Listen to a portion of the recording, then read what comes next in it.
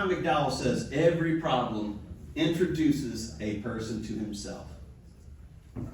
Every problem introduces a person to himself. And so everybody in here is going to have bad experiences. You can't avoid them, guys. But there are 3 ways that people try to deal with these bad experiences.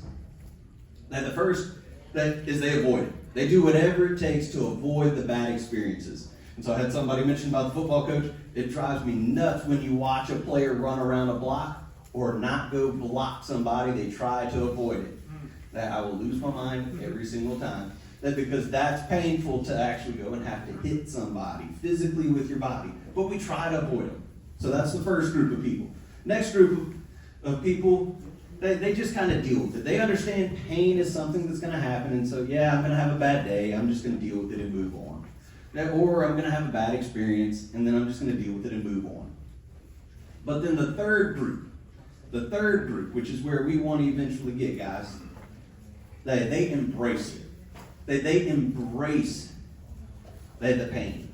These people are our leaders. Because leaders understand that I'm going to have to go through some tough times before, and so my team can grow and experience. It's unavoidable.